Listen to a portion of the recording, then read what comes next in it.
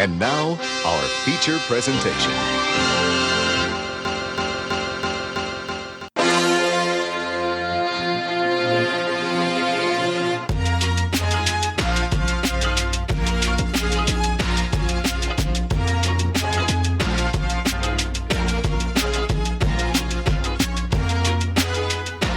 Ladies and gentlemen, boys and girls, children of all ages, the Cinema Villains proudly bring to you another fantabulous episode here on the internets.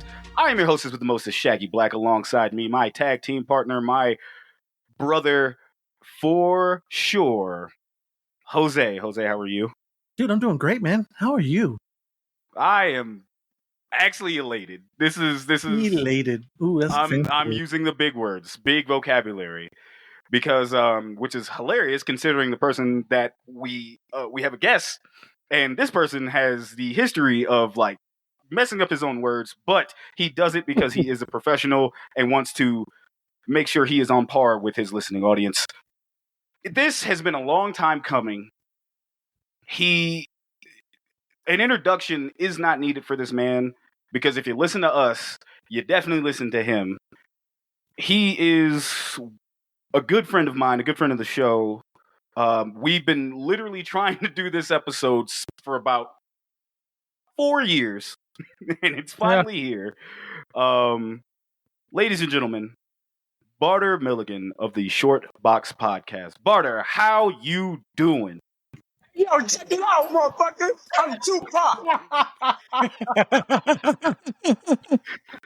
Okay. I did that for Jose because I knew he would get the joke. Shit fucking gets me every time, too, dude. Yeah, exactly. Big shout out to Anthony Mackie for that sound clip. Yo, Shaggy, Jose, it is a huge fucking honor to be here right now. I know it is not very classy of me to come out the gate cussing, but I've got this Tellermerdue whiskey in my cup, and I also share the same elasticism. I don't know, being elated to be here on the pod. To Shaggy's credit, you know, Shaggy, I was listening to the latest episode with Corey. Big shout outs to Corey, who's been on the podcast maybe triple, if not quadruple amount of times I've been on the podcast. And I like to say that everything Shaggy knows about podcasting, I have taught him, and it's only taken 4 years for me to come on the goddamn show. All right, that is the biggest fail of the Cinema Villains history, but we're rectifying that today, and it's a big honor to meet Jose first and foremost. Finally, Me too. I've been get you on forever, and Shag's like, "No, you don't want." I know, bro. I know. I don't know what Shaggy's got to get. Shaggy, let me shine. I ain't gonna steal your spotlight. I just want to shine a little. Every time he's like, "No, we don't compliment Barter. We don't do anything." No. Shaggy's like, no. I need to be on the SHORTBOX 5 more times before Badr can even utter a word on my show. Mm-hmm. Like, but man, we're here now. All right. Like Jose. I will. I'm here to play the bigger man, though. I'm here to play the bigger man. That's the past. I'm here now. Oh, what up, Shaggy? Oh, you're here. You're here. Oh, what's up, man? Welcome to the show. Are you done or are you finished? That's hilarious. A little bit above. Sorry. Okay. Shaggy was like, treat Barter like a Blanca player. Don't shake their hand. Don't look at them. Just okay. First off, the slander of my name it's warranted because I have definitely done that to you.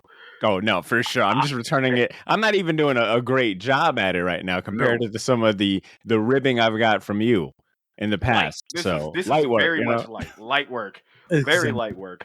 I will say, I think me and Badr, you've been podcasting for how long?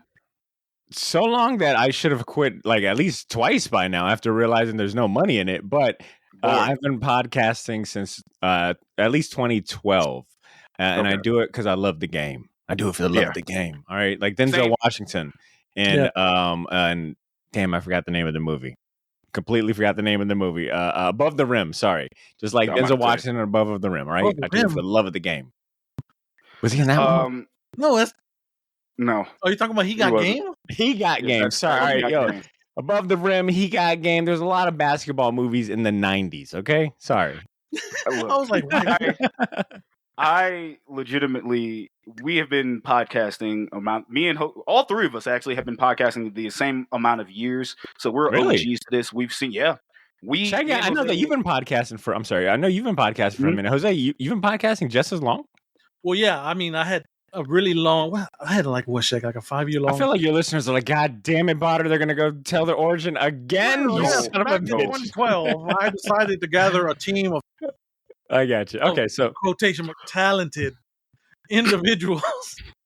and Professor X. Okay, yeah, let's just make a podcast. Let's just talk about stuff. Shag, you have the worst takes ever. I need you on the show, and that's basically how it started. that sounds very similar to my story of when I invited Shaggy on for the first time. I'm like, man, this guy has got terrible takes, but we need that on the show. We need him to make us look good. I like how he said terrible takes, and it's just black takes. That's all that is. It's just black takes. No, you had some hey, look at this cool iPod I got, y'all. He's like, man, that ain't nothing, man. Just I got a Zoom. Look. There's been some mistakes. We have been podcasting since 2012, but like I will say, you, Badr, I'm gonna give you your flowers because I pair you enough. You strive for me to be better every single time. Since I started listening to your pod, like I want to say like 20, because we officially met 2016, but like since I started listening to SHORTBOX, and it just reinvigorated me to be a better podcaster and do my own thing. But then I just couldn't do it alone, so I got my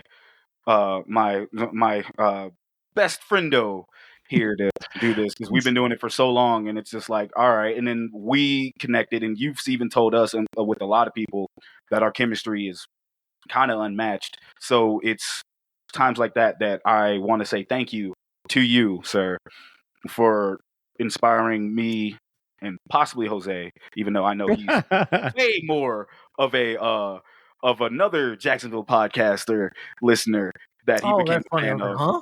We're not going to mention him because this is SHORTBOX's time. Goddamn right. Straight chilling. Man, Shaggy, I ain't gonna lie. I'm trying to look at I'm trying to find like the first email you ever sent me, because I mean, I guess some quick background history. I know you through my podcast because you used to, and I guess it enhances your story. You used to send in emails to my podcast all the time, signed Shaggy Black. And, you know, I thought that was the coolest name ever. And every week you would almost send us like pretty much weekly. And I just typed in your email into the podcast Gmail, and the earliest one I could find is from, what is that? July 23rd, 2016. And it is a long, I'm not going to read it here, but it says, sorry, Badr, this email doesn't contain murder or drugs. Yeah. But that is how long we've been down, Shaggy, for quite a bit. I'm sure there's probably an earlier email, but it has been a long road of friendship. And I've got a little drink in my cup, so I cheers to you. Yeah. Cheers. Yeah, we all cheers, man. Because this there we go. Hey, man, clank it up. Yeah. Yeah, man, it's been a long time for friends, man. And it's just meeting in this space, and it just means a lot that two of my friends can actually finally meet and then toss me into traffic. So that's exactly what you two are going to be doing. Because I want to paraphrase this, folks. Jose and Badr have never met in a plane like this. We've been trying to do not just a show, but I go back home to Jacksonville like once a year. One of these years, I'm going to try to take him with, but like that's kind of the busy season for Jose. So it's kind of hard for him to take off around that time. Sure. So we're trying to plan something down the line. But man, when I tell you that like this is special to me because like both of y'all have been close with me for a long time, and then like Jose's been seeing like, damn, they're cool too, and he's kind of being low key trying to take my friends from me. That's Shag's worst nightmare. Is that like I just meet all his friends and they're like, man, Jose's so cool that when Shaq comes up there, they're like, hey, what's Jose? You know what, Shaggy? I know the feeling. Cesar is that dude for me. I'll bring on a bunch of cool guests, and next thing I know, Cesar and the said guests are having ice cream the next day, and I'm sitting over here like, yo, what about my invite? Bro, funny story. So 2 parts to that. One, me and C were tight for a minute, dog, because we had a lot of similar interests. Yeah, we were supposed to go to Welcome to Rockville, like I think 2020 before like everything else. That is such a Jacksonville thing to do. Yeah, we were going to hang out and everything. It was cool as shit. The flip side of that, Jose loves C. Like when he listened, it's a Spanish connect. It's the Brown Boy. Dude Connect, man. Mhm. Yes, sir. He loves seeing. He even told me, he's like, Shag, if I meet Cesar, we're just gonna be best friends, and you're gonna have to get used to that, brother. I'm stealing him from you. That's 1,000% happening. So we're gonna And I'm create our like- own podcast with blackjack and hookers. It's gonna be great. That's exactly what was gonna end up happening, and I was like, nah. But then I was like, oh no, self-conscious. He's gonna steal my Yeah, friends. keep him but away, no. man. Nah, man. Mhm. But yeah, that is because of course he finds both of you guys interesting, and then Yeah. like of course the Latin connection. Exactly. And shout out to your podcast, Shortbox, man. That got me back into comics. Damn, that I means was a lot. not into comics. Like I fell off for like the longest time. And Yeah, then, for sure. then Shaq put me on to y'all, and then I'm like, no, I'm back in. I am back in. No, that means a lot. That's like a common kind of thing I hear of a lot of folks. It's like, I mean, it's like a huge compliment always to this day that the podcast can inspire someone to like check out comics, whether they are not into it at all, or someone like yourself that's like, I've kind of been off it. I hear you guys talking. It sounds a lot of fun, and I'm checking books out again. So thank you, Jose. That means a lot, man. No problem. Yeah, No I problem. got another buddy who's probably gonna be listening to this. My boy Larry. Shouts out to him. He's a valid Shortbox podcast listener. And big shout out to And- Larry then. My type of guy. And then Living like he Larry. got right back into comics because of your show. Damn. And he listens every other time. So when it's like something interesting, he locks in. When you did the Doom episode, covering the I believe the Doctor Doom re-released or coming back, or that Doctor Doom comic that was Sanford coming Green back out. with Sanford Green. Yeah. Yeah. Yeah, that's a And great combo. he was like, dude, he's like, oh man, I locked in. I bought this because of this show. That's dude." dope. Yo, big shout out to Larry, man. Larry, Yeah. send in an email sometime, man. I would love to hear from you. TheShortboxJax@gmail.com.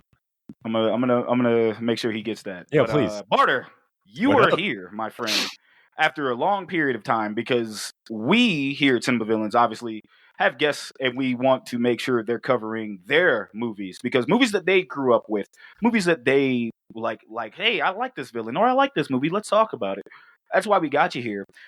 But one of the reasons why you haven't been on here as fast as you needed to be Shaq just- was we had no idea what movie you would choose, and you No. finally chose one.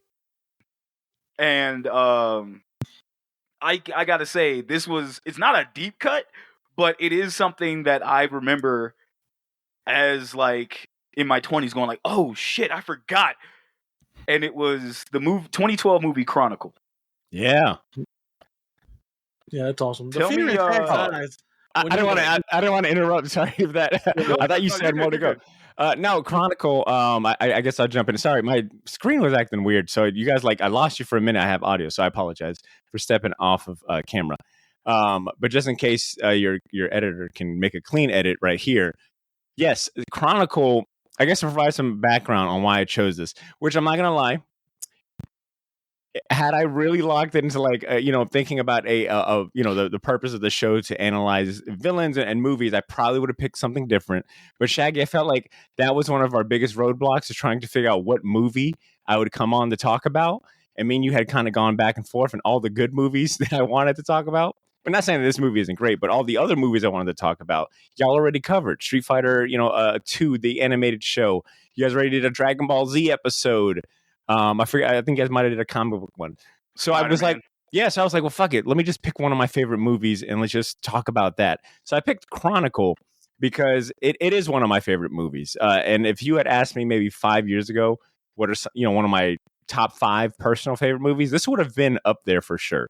Just because I remember watching it in theaters and just kind of being blown away. Like it's a superhero movie that kind of like subverts your expectations. It's also got a sci-fi element. It's part Akira, part Carrie, part there's another movie that I was related to, but it's definitely like part Carrie and Akira, right? Like the whole a young teen comes across great power of telekinesis, and what did they do with it? So I was actually curious, and it's like when this movie came out, 2012. I don't know if it was the tail end or right in the middle of that whole shaky cam found footage kind of trend that was going on in movies, with Cloverfield, and End of Watch is another, I think kind of found footagey kind of movie that was good. And then, the list goes on, but Chronicle to me was my favorite, maybe second favorite shaky cam footage movie right next to Cloverfield. But Chronicle to me held a special place because it was like a superhero movie that wasn't quite a superhero movie. You know, young Michael B. Jordan was in it. I remember like that kind of being a lasting impression as well. And I was like, fuck it, man, let's just do Chronicle because even it sounded like it piqued your interest that you haven't seen it in a while. So I was like, yo, let me see if it holds up. And it, you know, if the movie is not as good as I remember, it'll be fun to talk trash about it with you two. But not to get too far ahead, I was pleasantly surprised that, in my opinion, the movie still holds up. Will I say it's still in my top 5 favorite? I think I'd say maybe top 6, just because I've watched way more movies since then. But it's still a strong contender. I liked it. And Jose, what were you getting ready to say? I was gonna be like, Barter, you got can I get your Cash App? Here is $25. Gold Shag. Be like, hey guy, I want to review Venom 2. And I'm like, there you go. Oh no, fuck that. Thank you, because he has common sense, Jose. He has common sense. I would never spend $25 on Venom 2. I mean, maybe Venom 1. $25. Oh, word. No, So I'm good. He said he won't even. He said your money's no good here, sir. Jose is literally wanting. The reason why I was pressuring you to pick a movie because God forbid if we leave it to Jose to pick. We would have been talking fucking Venom 2. I see. Venom 2, something to bother me. I got you. Or some, or what was the? We have a break in case of Samurai Cop, and it was going to be something so Samurai Cop. Oh my god! Dude, it was. Do not leave. This is why I don't give him the keys to drive because absolutely not. No. I'm kind of glad I went ahead and asserted myself and just picked one of my favorites. I will send Shag a clip from Samurai Cop to send you just to know the nuke that you dodged. Not bullet, but nuke that you dodged. Well, you know, I knew that I wanted to kind of stay on brand with the, you know, the SHORTBOX being a comic book pop culture podcast. I knew I wanted to stay on brand, do a comic book movie. I think I didn't want to be too on the nose with an MCU movie. Maybe in hindsight, maybe I should have, because I don't think you guys have covered a lot of MCU movies. So maybe that'll be my return episode. I'll do an MCU movie. But you know, I think this one kind of keeps it on brand while also not being too on the nose of something super obvious. Yeah, because Jose, they got to think about it. We only covered 2 Marvel movies, Blade and Spider-Man, right? And Venom 1. Oh fuck, yeah. Technically, they're all Marvel. They're all MCU movie now. Yeah, you bring up. I can't debate that. Now, there's the quality. The quality leaves much to be desired. Which Spider-Man movie did y'all cover? The first one. So we Tobey Maguire. Yeah, we covered the first one, but that was one of the movies that we were going to cover alongside with you because I know your show was actually doing the Spider-Man episode. Well, not only that, but that first Spider-Man movie is still the best. If it's some days it's like 1A, 1B, maybe even second place. But that movie still holds up. And I mean, you know, when I think about cinema villains, William Dafoe at his absolute zaniest and, you know, delivering an amazing performance. I mean, him talking to himself that in the mirror, that whole scene with the mask, I mean, is superb. So kind of jealous I missed out on that. But once again, it just means I'm going to have to come back bigger, better, blacker. Yep. That's right. Big Dick Dafoe, a cinema villain staple. Yeah. No pause on that. None. No pause. That is all factual. Jose, factual. so you Chronicle, how did you see it? Did you go to the theaters and see this? I saw this movie in the theater. I remember. Okay. I only remember, and I enjoyed the hell out of it. Same. And I think I might have seen this movie twice in theaters. I don't recall. I think I've seen it like maybe in Blu-ray or DVD afterwards. But I know I went to go see it in theaters the first time because I am a fucking sucker for telekinesis powers. I don't know what it is. Like and this is before I ever watched or read Akira. A few years ago, I think during like the lockdown, I actually ended up reading the full Akira manga, and to this day, it's like one of my favorite all-time mangas. It's amazing. It kind of kickstarted my journey into reading manga. But like I'm just a sucker for that. There's a comic book series through Valiant called Harbinger. That's kind of the same premise. It's about like this young teen that has the same kind of powers. He can move things with his mind. He can fly. The government's after him. He recruits other people that are like-minded like him. So I am just a mark for these kind of stories of like young teens, that don't have a grasp on their powers, and they have like the powers of a god, and it's kind of seeing like what they do with such great powers. Absolutely, man. Yeah, telekinesis is amazing. I flip flop which one I'd rather have. Oh, for sure. Telekinesis or Magneto. Well, I guess here's the thing I like about telekinesis is that it also, like if you're good with that power, you can levitate yourself. So it knocks off. It's almost like a 2-for-1. It's like I can move shit from my mind and fly. And if maybe if you want to throw in telepathy too, because it's got the word tele in it, it's a full rounded trio of powers. Yeah, that's right. Damn, now y'all got me thinking like what my power would be, because my first choice was immortality, but on the Vandal Savage type. Oh, I guess why so? Why so? What do you mean by the Vandal Savage angle?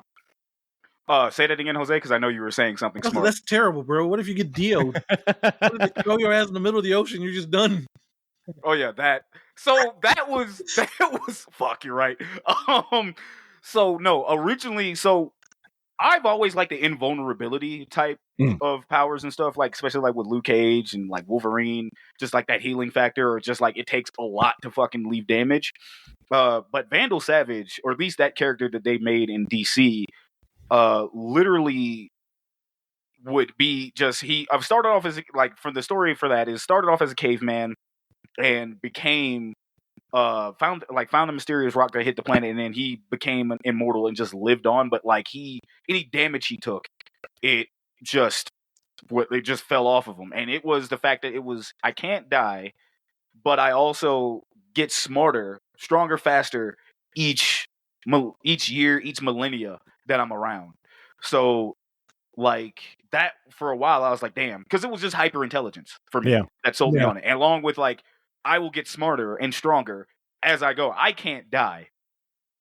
Like, but the flip side of that is, of course, like Jose just brought to my attention, the Dio factor, because and the other side of that is going completely mad, because there was one I know it was in a comic, but I first saw it in like Justice League Unlimited, where I guess future?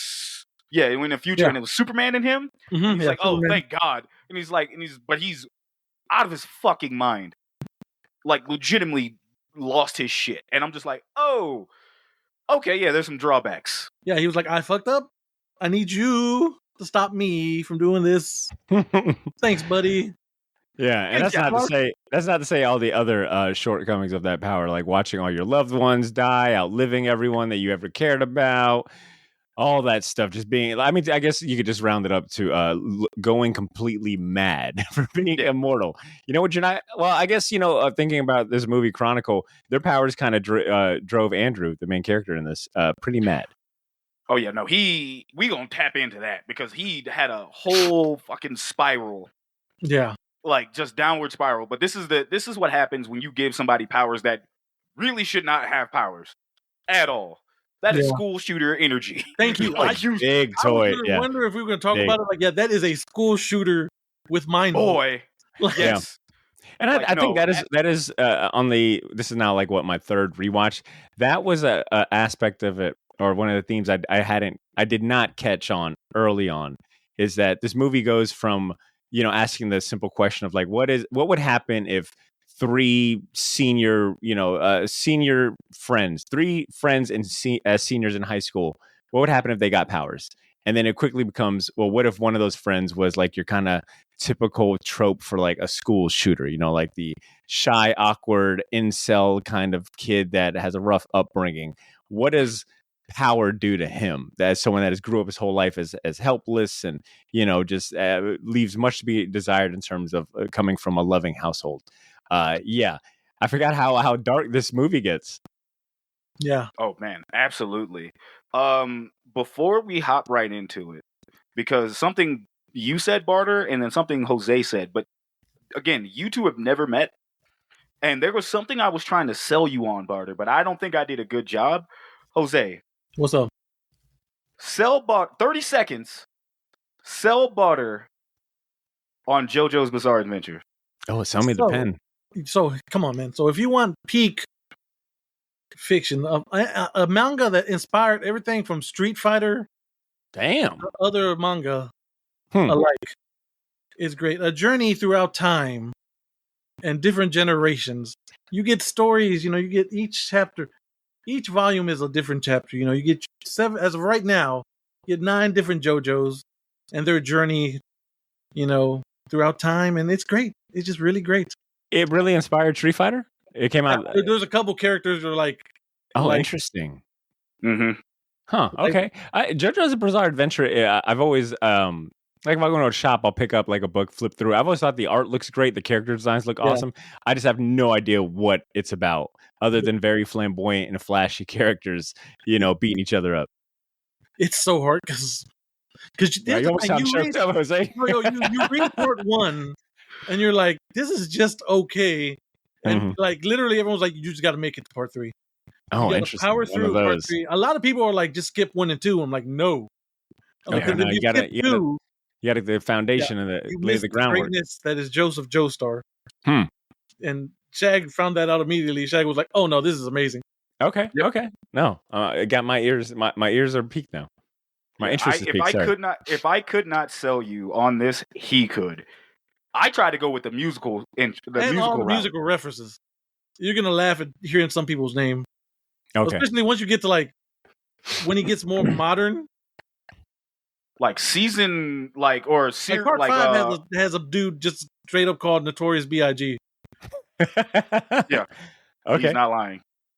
I already told you because our favorite girl is Sade, and that's part 4. Part 4, yeah, Love Deluxe. That is Love Deluxe.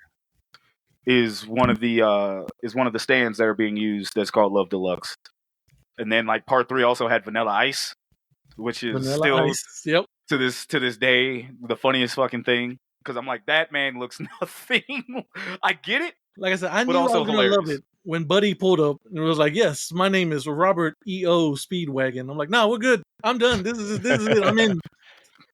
Like we can't call him the original name, but we could space that shit out. Yeah. I just wanted him to I wanted to give Jose the floor to sell you on this because I don't know when we're gonna have something like this again. And with JoJo, and apparently today is JoJo Day, so oh wow. I literally wanted to give just Jose bro, please try because he bullied me. JoJo Part 7 got announced, the anime. There we go. Oh, God, finally the best part. Yep, it's gonna be weird. Speaking of weird, so back to Chronicle. I can tell you right now, I didn't see this movie in theaters, which a lot of these movies that I haven't seen in theaters. This is definitely more of a blockbuster rental for me. That's fair. And I definitely was working at Blockbuster around that time, so I was. I know you worked at Blockbuster. Yes, but it was for a summer, dog, because I was double. That was me double dipping. I was still at GameStop. Okay. And then worked at Blockbuster right across right up the street because I was living Barter. I was in Arlington, so it was a Blockbuster off a Monument that I worked at, and I was just trying to get discount. It was just something fun to do. Around that time, and that was one of those movies. Again, we have a love on this show for box art, DVD or VHS box art. Yeah, and Chronicles box art did speak to me because it was just a plain ass cloudy background with white gold lettering. Needle, wasn't it? The Seattle Needle. Yeah, it was the space. Yeah. It was this where the movie Seattle takes Space place. Needle. Yeah, and all 3 dudes are in the air, and I'm kind of like, huh. Definitely had an MTV vibe when I watched it because that's the era that it was in. Yeah, and if it's and especially around that time, it was. I realized something. Death, taxes. Michael B. Jordan always getting clapped in a movie because what the fuck? That was when I watched this movie, I had not watched. Because up to this point, Michael B. Jordan had experience acting. He was in The Wire. I think he was also in Friday Night Lights by the time of this movie. So I mean, out of all of the actors in this movie, he was definitely like the more established one, more famous one. But I think this is the one that kind of helped propel him really into Hollywood. And even Andrew DeHaan. Not is his name Andrew DeHaan? Dean. No, I'm sorry, Oh. Dan DeHaan. Dan, yeah, yeah. I think this movie definitely helped them. And this is something I learned after the fact. I didn't know any of the background story about this movie or, the behind the scenes stuff. But this was also the director at the time. Josh Trank is the director of this movie. But this was his directorial debut. So this was like his first official movie to come out. So you've got young Michael B. Jordan. You got a young, Dan DeHaan, Josh Trank's first movie. And this kind of helped propel all of them into that next level. Because after this point, Josh Trank, off the success of this, he was given the opportunity to, I think he was being eyeballed to direct a bunch of other movies. Yeah. Unfortunately, he made a very stupid mistake in going with like Fantastic Four, that very dark, grim Fox movie from, I think, 2015, but it had Michael B. Jordan in it. Michael B. Jordan played Human Torch in that movie. You had Miles. Is it Miles Teller? Miles Teller, also, yeah. Miles Teller was in that movie as well. That movie flopped. I mean, it was just not a very good movie. I saw that movie in theaters too because I learned Josh Trank was directing it. I was a big fan of Chronicle. And the failure of that Fantastic Four movie damn near tanked Josh Trank's career. Obviously, Michael B. Jordan kind of came out of it unscathed because he went on to do bigger and better things with Creed and then, Black Panther and all of that. So it was interesting to like use this opportunity, this podcast, to like learn more about the behind the scenes because this movie I think was filmed for like kind of cheap. I'm trying to find like the budget was only 15 million. Oh, my bad. Don't say it. I wasn't going to say shit. I was like, yeah, shit. You weren't. Nope. As a matter of fact, I'm gonna stop you right there, bud. Yeah, good. I'm sorry. I'm getting too ahead. I'm getting getting into host mode. You're not gonna turn it off. I'm a guest today. All right, Badr. Yeah. So follow Shaggy's lead. He's leading the dance. All right, 2-step with me. Real shit. Kudos for you to doing your research. You were probably the only person that we've had on here doing this research. No, bullshit. You've had Corey Torgerson on 3-4 times. I know Corey came correct. Okay, so that nerdy motherfucker is just a wealth of useless knowledge. All right. So like, and Corey, I know you're listening. So like because if we had him on for something else, matter of fact, case in point, we had Corey on for the one of the Halloween specials, and he didn't know dick about half the horror movies. It's outside of he's trying to sound smart. I'm like, brother, what are you doing? Me and Jose are kind of just like. Well, Corey's just naturally smart. I need a lot of prep time. I'm like, I'm like a very B-list Batman. I need all the prep time in the world just to be average. Boy, I'm not gonna take this away from you because like you definitely did your research, and I only paused you there because we have a little game that we play that I force Jose to do because it is comedy at this point, and we're gonna get you to play too. Yeah, and you might help Jose, but like at the same time, it's gonna be hilarious. One thing before we go into that, and this is just something off the cuff because we mentioned it. Watching this movie again reminded me that 2012 was like, of course, that movie is definitely MTV like shit, like around like a certain, it's shot a certain way, and the very grounded. It's like very grounded, like your main cast is a bunch of like, seniors in high school, very boyish, very like, I get exactly what you mean. It's like it's a little edgelordy a little bit for sure. Oh yeah. It's a lot of edgelordy, especially in the back half. Yeah. And this is one it's one of those things that it's a movie of its time.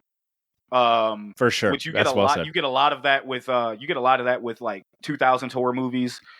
Some rom-coms, and then with this one, it's definitely a product of its time. You know what? Sorry, Shaggy. I because I was very curious about where it landed in terms of like because I think it's safe to say, and please correct me if I'm wrong. I think Shaggy, you are way more versed in movie history than I am.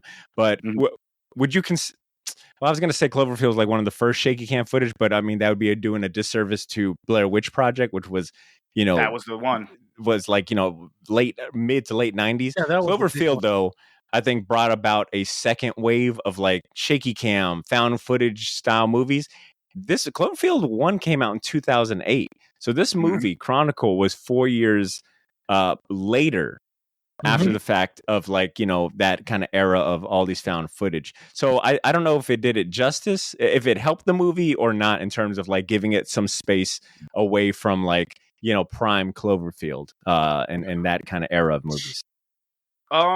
High key, so Chronicle was on the tail end of shaky cam fatigue. Okay. So it's people were like, because obviously, like you said, nail on the head. Blair Witch Project started it, and that one was the peak of that, and then it had a little lull because you always have the copycats. Then it had a little lull, and then but then Cloverfield came out in 2008, and that reinvigorated the shaky cam or live action or just what was those type of movies called? Found footage movies? Found footage films, yeah. Because there was another horror movie that came out, found footage. You remember that horror movie, Jose? Like in that time? Or in that time period. It was definitely a 2000s movie. Sorry, I don't want to derail us, but I did type... I typed found footage movies into Google, and here's some of the ones they have listed. Tell me if any of these ring a bell. You got it's got Late Night with the Devil, Megan is Missing, VHS Beyond, Cloverfield, Project Almanac, The Visit, Blair Witch Project, Chronicle, Frogman, Cannibal Holocaust, Next of Kin. God damn, there was a lot of these movies. End of Watch is on here, which has got Jake Gyllenhaal, which is great. That's a great movie. I mean, the list goes on, so maybe I didn't mention the one you're thinking of, Shaggy. Yeah. Nah, like the one Jose. As above, so below. Is it the one where they're in Paris? As above, so below. Dude. What we do in the shadows? I'm gonna help you out. Afflicted. Dog, that was great. No, this one was the one with about the serial killer. Like they were like following him around. Oh, Leslie Vernon. Leslie Vernon. Yeah, there you go. Yeah. A lot of those, and Barter, you mentioned a lot of those too. Some of those were really good. Some of those, Cannibal Holocaust is one of my favorite ones, even though it's fucked. Is it called Behind the Mask? The Rise of Leslie Vernon? Okay. Yeah. That was one of the found footage movies. Obviously, VHS took off on its own thing because the first VHS, I believe, came out in 2010. No, VHS. Yeah, 2012, same year. Towards the final, like just towards that fatigue, but it definitely did its job with the found footage. So it's still there, and then it took a dive only for it to come back. I think Chronicle, not only did it have like a little bit of time away from, I think, the epicenter that is Cloverfield, but it also, I'm looking at that list, and Chronicle's the only one that is a superhero-esque movie. So they did find like a pretty good niche in terms of like, okay, we're obviously doing this format, but the genre is sci-fi, superhero, and also like this kind of grounded storytelling. So I think it carved this own niche within like, this kind of larger format. Yeah, and it's the subject matter in this movie. That too, yeah. Taking the superhero stuff aside, it's just pretty much high school bullying. And coming from like a very fucked up household, broken home, I guess, broken home. Using the term loosely because the dad is going through something. The mom is on her last legs, So, and the kid's getting like no kind of like the only loving parental figure is out the door, damn near. Mm-hmm. So. And he's trying to kind of go through it. Because watching this again, it just kind of was like, it hit me in a way of like, shit, yeah, okay, this is kind of uncomfortable in a sense because that shit does happen. But also, you fucked around and gave him powers.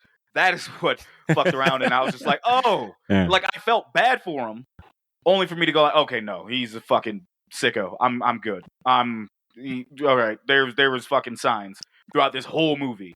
That being said, I recommend it. Unfortunately, it's not streaming anywhere, folks. This is going to be the one you're going to have to... actually, no, I take that back. I went out and bought the movie today. I go and watch it, and to prepare for the show, I'm just pulling up, like, YouTube stuff. The fucking whole movie's on YouTube. Oh, that was a real video. I saw that same video on YouTube, and I thought it was going to be one of those switcheroos where it's like, hey, this is a YouTube movie that you got to rent. Yeah, no, it is just like because the picture is like Buddy in his hospital bed. Yep. And then it's just like you click on it, it's the whole fucking movie, and I'm like, big shout out to that random uploader. Yep, always doing the Lord's work. Jose, what about you, man? Do you recommend this, or what's your thoughts? Yeah, I recommend it. It's great. It's a wonderful blast from the past, almost. You know what I'm saying? Like, yeah, it kind of subverts expectations, and you can't do worse. Yeah, for sure. This movie is not it's not going to change blow your mind cinema. It's not going to change the way you look at how movies are made or done. But it's a very solid movie. I mean, in terms of like the acting, the story, I think sometimes the shaky cam and the visual effects, are a little dated or can be a little distracting, but the other aspects of it are very strong. All right, that's a solid recommend from us here at Cinema Villains. Now, one thing we do here in Cinema Villains, Barter, we actually like to review the villain alongside with reviewing the movie. So the villain in this movie, a tragic villain, and I would like to say, even though there's a lot of fucked up shit that happens in here, tragic villain, is Andrew Detmer. Andrew is played by Dane DeHaan. And we get this information. Dan DeHaan. There you go. He's playing Andrew Detmer, and then we get this information from Villains Wiki. So this is Tale of the Tape. Barter, this is your first Tale of the Tape, so let's do it. So first off, full name, Andrew Detmer. Alias, Apex Predator, which was the weirdest fucking incel shit ever. First of all, there's only one Apex Predator we recognize, and his name is Randy Orton. I don't want to hear Randall Keith Orton. Goddamn right. Apex and Andy. Obviously, he is a character of origin from Chronicle. His occupation is a high school student. His powers and skills, because Barter, they do be having these. Brute strength, hypercognition, superhuman endurance, superhuman stamina, weather manipulation, amateur filming. I don't know how the fuck that's his goddamn skill, but cool. That's a skill. He learned how to like the perfect angles to show off of his powers and shit. Brother, there is sometimes I read this and I'm kind of like, what in the fresh fuck? Okay. Telekinesis and a breakdown of that. Concussive blast, force field generation, flight, aerial adaptation, acceleration, immunity. His goals. Really quick, one more power I would add to that list, really quick, I'm sorry to interrupt, is expert multitasking. Because the amount of times that he's filming himself, using his powers, flying is insane. It's like, damn, I can't even do none of those at the same time. Nah. I can't even breathe and walk at the same time sometimes. Dude, even the characters in this, like, no, I can't do what you do. That takes finesse. Yeah. And then that's one of the things he said, like, but that's a good call out, Barter. Goals. Become popular at school. Briefly succeeded. Kill his abusive father, Richard. I don't know why it's spaced out that way, but perhaps succeeded. Steal enough money to pay for his mother's medications. Kill Matt and anyone who stands in his way. Both failed. His crimes, and boy, it's been a while, Jose, since I did this. Treason, manslaughter, mass murder, robbery, terrorism, snuff filming, attempted patricide, attempted sobercide, assault, theft, mutilation, and animal cruelty. Time out. What was the treason part? Treason. Did he go against the American? Did he sell secrets to the Russians? I don't remember that part of the movie. Treason is supposed to be terrorism. Oh, terrorism. Yeah, no, for sure. A lot of heavy on the terrorism. I was like, treason? Like, I said terrorism. If I tripped over my words, editor, please edit that out. No, leave that in. Yeah, no, for sure. Damn. Let him know that Andrew Detmer is a fucking traitor to the United States of America. I almost said Benedict Cumberbatch, but no, Benedict Arnold as fucker. Like, hey, bro, Benedict Cumberbatch, America's biggest traitor. Damn it. Cumberbatch. Mess me up. American's biggest traitor, Benjamin Cumberbatch. Because the type of villain he is tragic social Darwinist. Okay. And Darwinist. Yeah, it was interesting. Well, I get because there's a lot of Darwinism in here. Yeah, because he talks about being an apex power or predator and all that stuff. And then the longer the movie goes on, their powers get better and they adapt. So I get that. All right, Jose, Shag. give the lovely boys and girls around the world the lovely synopsis. Synopsis for Chronicle 2012. 3 high school friends gain superpowers after making an incredible discovery underground. Soon they find their lives spinning out of control and their bond tested as they embrace their darker sides. Ladies and gentlemen, Chronicle, rated PG-13, 2012. The movie runtime is 1 hour and 24 minutes. And it stars, I got to get my list back up, Dane DeHaan as Andrew Detmer. I'm not calling him Randy Orton. Alex Russell as Matt Garrity. Michael B. Jordan as Steve Montgomery. Michael Kelly, who I forgot was in this movie. That is a recognizable face. Yeah, for sure. As Richard Detmer. Ashley Henshaw as Casey Letter. Bo Peterson as Karen Detmer. Anna Wood as Monica, who I totally forgot she was in this movie too. I'm going to just mention these names here. Rudy Malcolm as Wayne. Luke Tyler as Sean. Crystal Donna Roberts as Samantha. Adrian Collins as Costley. Grant Powell as Howard. I love that you are naming the actors who have no pictures in IMDb as well. That's dedication, only Shaggy. One. There's thorough. Only one. I think you could have stopped after Michael B. Jordan or Michael Kelly. Yeah, at least Michael Kelly. But like they're here, and I'm kind of like, you know what? Why not? Do it. Armin Arkamp as Austin and Nicole Bailey as Kayla. To be fair, Badr, if the list was long, I would have just stopped at halfway of like, no one's gonna know who these fucking characters are. But with like this being like a found footage type film, and those names definitely have been dropped, I'll go ahead and say it's because that one person out there will care. Speaking of one person. Ladies and gentlemen, it is time for another playtime episode of Bop or Flop. Badr, this is your first time playing. Yeah, I feel like I'm at a family function, like a family barbecue right now.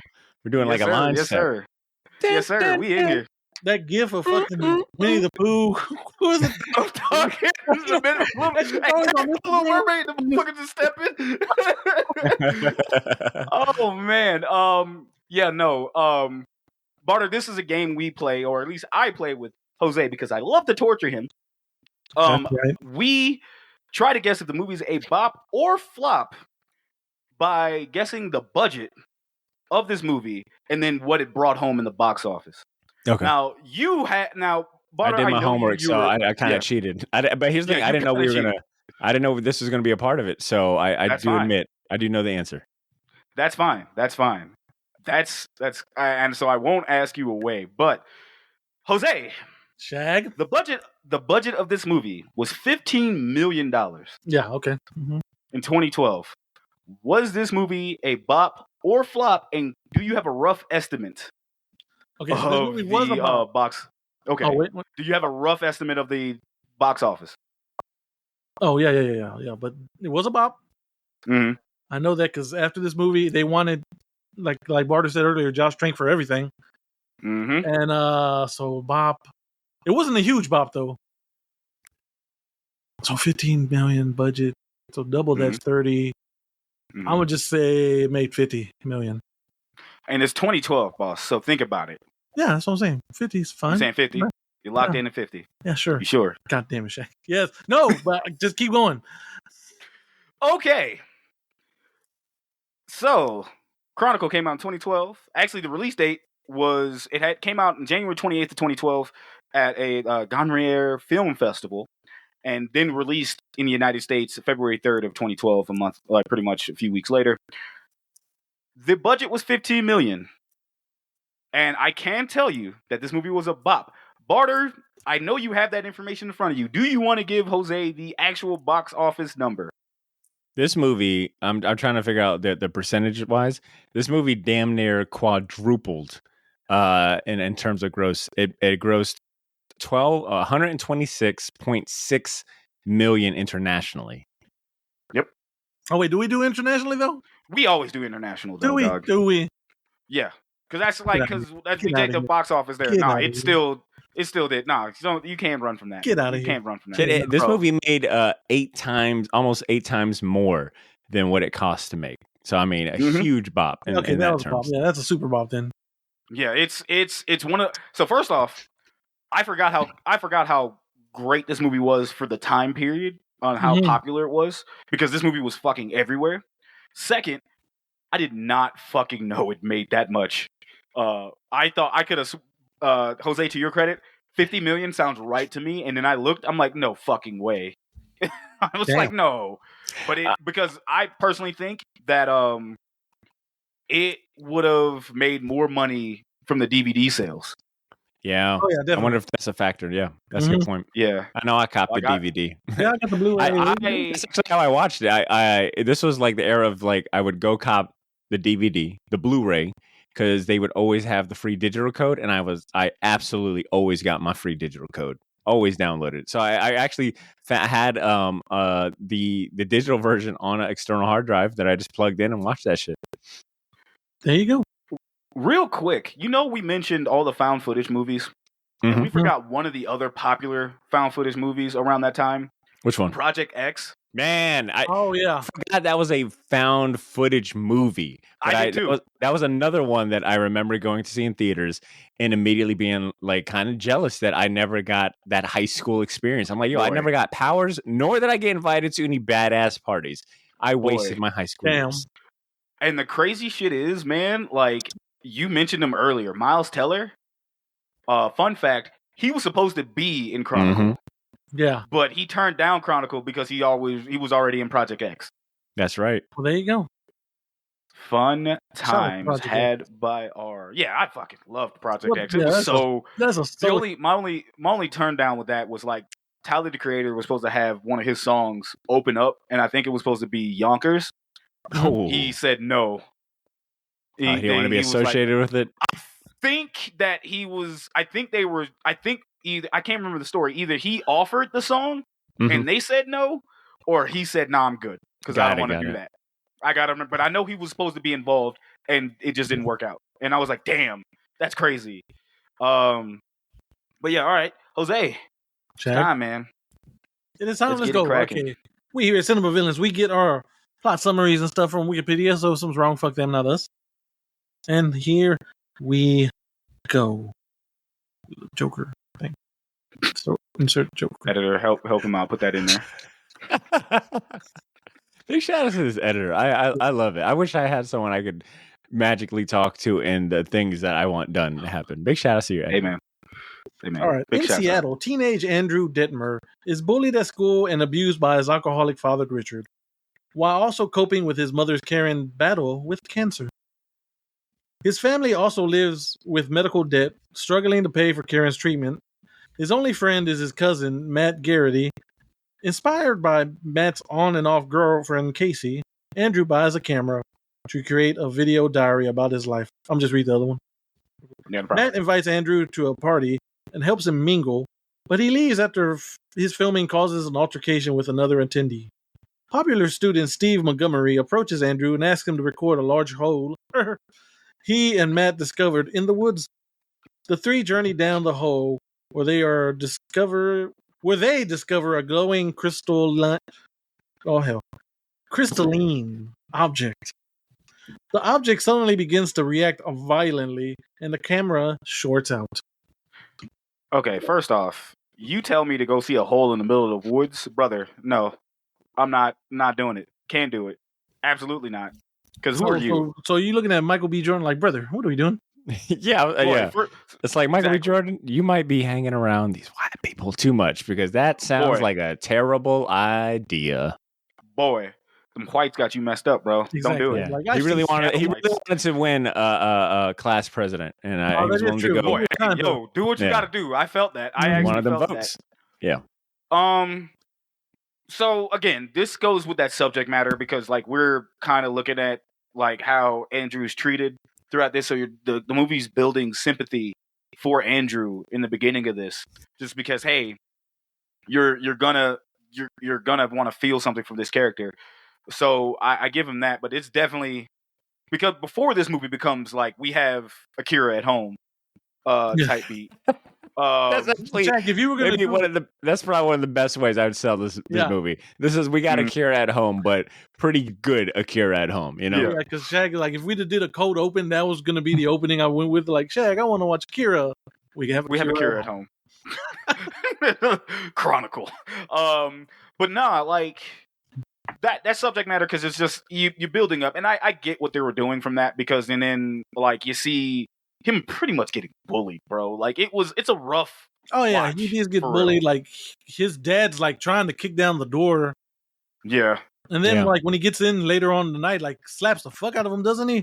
Or boy. and he's like, "Well, I'll tell you, open the door, open the fucking door." Yeah, And, Yeah. I got a note here that the real villain of this movie isn't. I mean, it's obviously Andrew by the end of it, but the real villain of this movie is bad fathers and our terrible healthcare system. Those are the two real villains behind it all.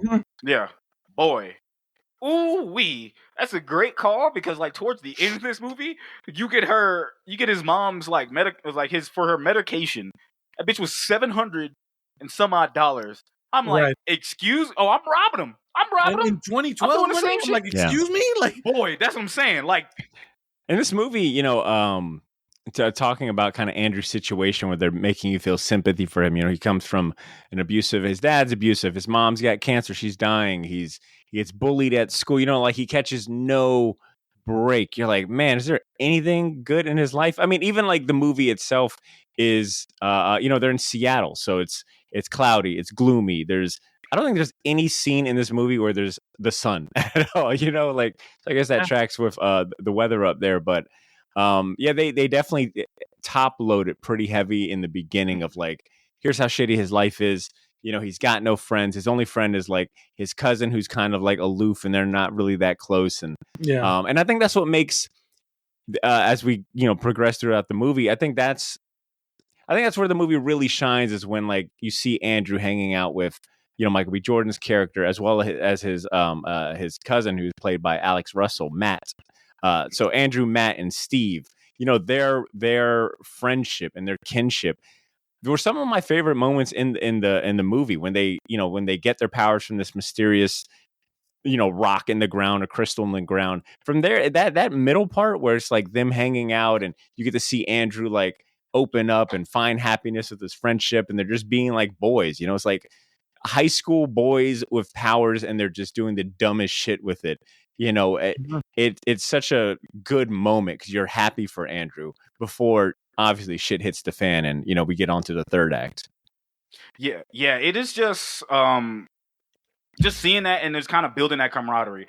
And the crazy shit, well, I'm still mad at like what happens in Michael B. Jordan's character towards this, because like, to be fair, he was like one of the first people to offer Andrew an olive branch. Yeah. Like, he was like, hey man. Yeah. He was like, hey man, come on. Go ahead, I'm sorry. No, please. You're getting right where I want to. Yeah, he was like, hey man, grab your camera, we're gonna come this way. And Andrew he's like, bro, I don't know you for real. I don't want my ass whooped. I just want to go home at this point. He's like, bro, just come on, man, grab your camera, come on. And he was just super nice. Right. Yeah, Michael B. Jordan steals the show. Like he is so charismatic. He is, he is the ideal.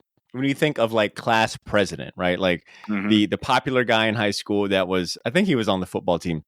Excuse me, in this movie, or related to sports, but he's popular. He's but he's also kind to everyone, right? Like he's the most ideal class president, in a movie. He's likable even to like someone like Andrew, who's not liked by anyone. So when Michael B. Jordan does eventually kick the bucket, it is such a like, I won't lie, it is like, damn, they took one of the best parts of this movie. Like you could see like his star. It's like, oh, this kid right here, especially considering this time frame, it's like, yo, that kid. I remember thinking in the movies like, yo, that dude's gonna be a star. And lo and behold, fast forward, Michael B. Jordan is definitely got star power in Hollywood. Yo, real quick, I want to ask Jose this. Jose, did you know anybody in high school like Andrew? Shit, I mean, kind of, yeah. I hung out with them. Yeah. Like, I will admit, Shaggy talking about watching this and it being kind of hard. Yo, I didn't have the same reputation as Andrew. I think I was one step more popular than Andrew because I was the class clown. But I really didn't get into. I didn't really, I think, find myself until high school where I had some confidence.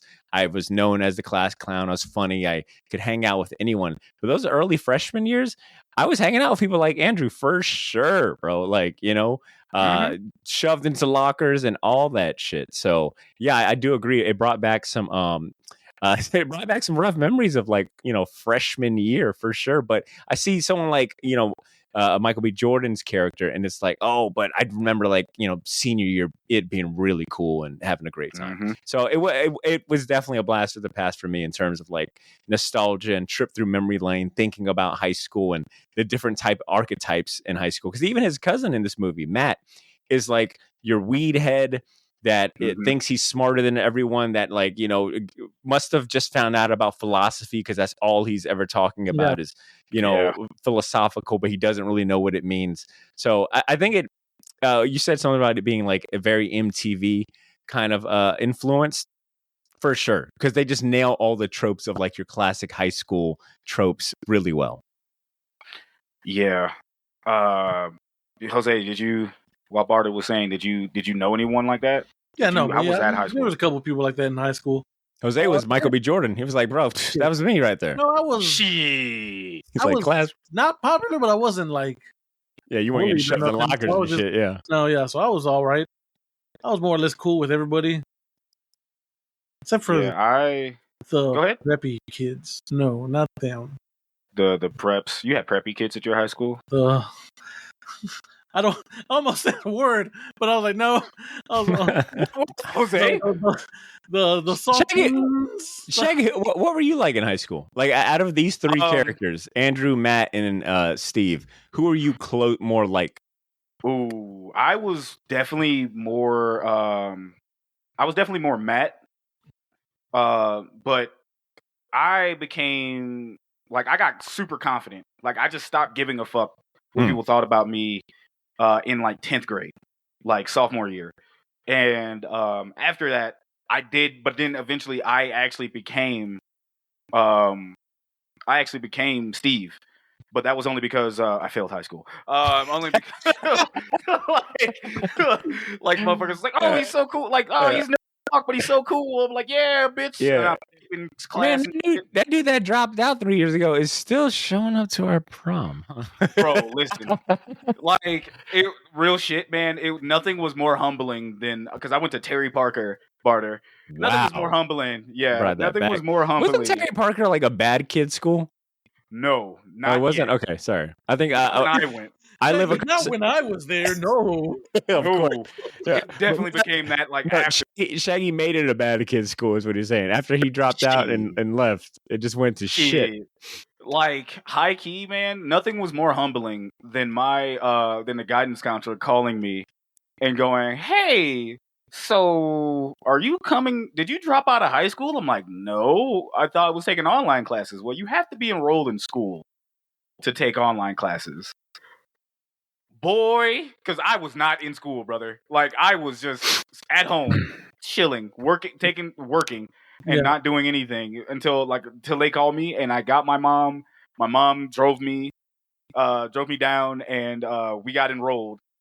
And because my dad, divorce was happening, they were kind of going through it, and he was like, "Brother, I do not have time for this." He was still a police officer at the time too, so I was kind of doing my own thing, and I be the one that would come to school. This is definitely sounds like more Matt the way I tell it. I'd be the one to come to school at 10 o'clock, do one class, leave at lunch, never come back. There you go. Nice. Yeah, I definitely knew a couple of Shaggies in my high school for sure. Boy. And but I knew folks like Andrew. And I definitely befriended him because I was just it was nothing. It was I was being kind.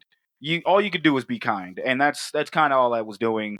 Wasn't trying to piss nobody off. I was just bro, I don't even come to this bitch a lot. So what's up, man? I just being. That's all that really mattered to me was being kind. But also, if they fucking wanted to pop off, they was you. Yeah. You. leave at 12. Well, maybe Yes, sir. I That's wasn't all you Andrew. gotta I tell just me. wasn't bullied. Because like I said, Nah. senior year, buddy, I had them Dragon Ball shirts, dog, them buttoned ups. You couldn't tell me shit. Nope. I was like, this shit is so fly. I was like, hey. Nah, bro.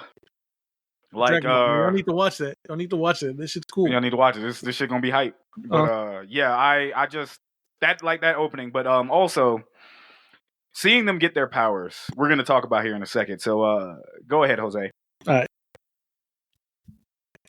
A few days later, Andrew, Matt, and Steve have developed telekinetic abilities, so they suffer nosebleeds from overexerting themselves. Unable to revisit the hole after it's closed off by the police, they start using their abilities to play pranks on people, but it goes too far when Andrew telekinetically pushes a rude motorist off the road into a nearby lake. Steve manages to save the man from drowning, but Matt insists they restrict the use of their powers, particularly against living beings. After Steve discovers he has the ability to fly, they agree to fly around the world together following graduation, with Andrew in particular desiring to visit Trebek. No, not Trebek. Trebek. Oh no! Steve convinces Andrew to use his powers for a magic act in the school talent show, which impresses their peers. Andrew relishes his newfound popularity at a house party, but the night ends in a disaster when he drunkenly vomits on a classmate he intended to have sex with. And Steve accidentally offends them while trying to lighten the mood. Words, hey Jose. What's up? Word tripping you up? Word tripping you up right there? Can't say words? I can't say words for you, buddy. All right. So they get their powers, and they're starting to kind of experiment. First off, the curveball to Michael Jordan to Steve's head was the funniest shit, just because how he fell. Yeah, Dog, he was like he fucking stiffed and just kind of just fell the fuck out. I want to ask y'all, since there's three of us, when you get those type of powers, what's the first thing you're doing? I'm definitely attempting to fly. Like I'm surprised they didn't try to fly sooner, but I do like how you get to watch them learning their powers by doing like small things, like just trying to throw a ball. And then, they get into shenanigans when they go to that store and they're messing with people by moving their shopping cart and, moving the car from different parking spots. I thought that was a cool attention to detail where they explain, hey, it's like any other muscle. We have to like practice and train and, get our reps in. But I'm definitely trying to fly at first. And I think out of everything they did, I do like when Steve ends up moving that lady's car and she comes back, she's like, where's my car? You know what I'm saying? It's like, this is definitely some shit that some senior students would be doing. It'd be senior pranks every single day. Yeah, exactly. Like the teddy bear chick gets me. He moves that teddy bear and he's like, hey, little girl, stay in school. Hey, what are you doing? Stay in school. That shit. I remember that part from the commercial for the trailer for this movie. And I was like, okay, that's hilarious. Now, what I'm doing, Shaq, immediately, I'm doing the M. Bison float. Oh, come on, man. And I'm hitting the M. Bison scissor kick on someone. Just wow. Surprised that you didn't say foot dive. Oh, fuck, you're right. Damn it. I goofed the foot dive. Foot dive. Knowing me, I'd probably be trying to, especially at that time, I'd probably be building a Gundam model kit with no hands. Look, man, no hands. I'm building RX-78 no hands with my nerdy ass. Yeah, I'm building a Lego set. And then once I mastered it, once I feel comfortable enough, I'm like, okay, guys, we got to recreate the scene from Akira. Someone shoot a missile at me. I am going to stop it right in front of my face and let it explode, and I'm going to be fine. That's kind of what they alluded to when he threw that baseball. Yeah. It was only without a missile. It just wasn't the missile. Speaking of mastering, if I'm around that age. Oh, God. And I have telekinetic powers. You sick man. You sick man. I respect that you are unfiltered on your show and you're that honest, but maybe you shouldn't have been. You sick man. I didn't say what I was doing, but I just we knew. We know. You knew. The audience might, but I'm trying it at least once. I did find it kind of funny that, Michael B. Jordan's character, Steve, is using his powers for sex with his girlfriend. That's what I'm saying, dog. Like, Yeah. Like he got it because I was like, all right, no. If I had a girlfriend in high school, I would have definitely tried it myself. boy, fam, Mhm. you want to talk about like Very fucking, interesting. you want to talk about mind blue chew? That's exactly what had been going on Mind right there. blue chew. That's exactly Mine what had blue been going cheese on. great. Fam, listen, that is 1000% happening. Yeah. But not being that filthy, yeah, I'm definitely doing some like, I'm probably gonna try and crush something. Oh, Granted, they yeah. didn't get that power until like much later, Mm-hmm. but I'm definitely trying to like crush a Mountain Dew can. Oh, yeah. Like, You're definitely using your powers for some stupid shit. Yeah, like crushing Yeah. a Mountain Dew can, making teddy bears float to scare little kids. I mean, absolutely. And I think that's what was so charming about this movie is that it really, I read somewhere that Josh Trank had asked the three leads to live in a house together for like Yeah. 2 weeks Mhm. just so they could form like a bond and, which I think translated really well in the actual movie because their friendship did feel very real. It felt like they were like legit friends and all of that. So I think that's what was really charming is that you do get to see like some genuine young, just young, stupid shit with these powers and just how quickly. And I think that dichotomy, like it juxtaposed much later on, definitely. That's why it just, I think, got so dark so quick because it goes from being like very lighthearted and innocent to like, oh shit, Andrew's out here killing people. Yeah, because him doing now. Okay, I'm gonna legit say that it was an accident when they got to when Buddy was behind them Yeah. and like honking the horn and shit. Because we have been in traffic and we have thought about doing worse.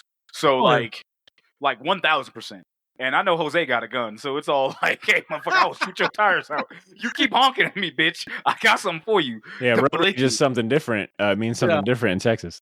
Yeah. and Yes, then sir. Like, brother. Like, road but raging against the telekinetic. Yeah, no, that's not going to end great. yeah, exactly. I will definitely like chalk that up as an actual accident because obviously he didn't know. I think he was trying to crash him into the rail, but the rail just He was just trying to Trying to take him. Yeah. Just trying to like, hey, like doing that, but then he kind of like, oh shit. But And that is that was something one of the parts. Go ahead. that is definitely a theme in this movie is that like they don't explain a lot of different things. I think you definitely ding it for that they don't explain, where the powers come from, what's the source of the powers and, what exactly they can all do. Even in some of the things, the side characters, this movie leaves a lot unexplained, which I think is fine because, it wasn't bogged down by a bunch of exposition or explanation, even though sometimes you're like, what is up with these powers? But Shaggy, to your point, it is interesting to see like, okay, they're way more powerful than they need to be. Like this power should not be in the hands of these kids. No. And to go what you were saying, to piggyback off what you were saying, Barter, you necessarily don't. This was kind of one of those movies that didn't need like to explain. You didn't need that. Just like Cloverfield, you didn't need to explain what was happening. Hey, you look, just need to be like, some alien thing was in the ground. It gave them their powers, and they're like linked telepathically as well. And it's like that's enough. That's really enough because the movie is not about the aliens or the source of the power. It's about what these kids do with this great power. Exactly. And we're figuring it out as we go along with them as an audience because that's what captures it. And you're building that bond, and you're seeing what they're doing. Yeah, and speaking about us being the audience, I think this movie definitely takes advantage of that found footage, the camera being a cast member as well. The different unique angles that they show the characters, some of the different effects that they do. Even though they don't really explain why Andrew is even really into recording everything, they don't really explain. He's not on the press club, or you're not really sure like why does Andrew record everything. Once again, I think it goes back to like, hey, that's not important. Just know that there's a camera at all times that Andrew has. Yeah. And this is how we, the audience, are, viewing the story.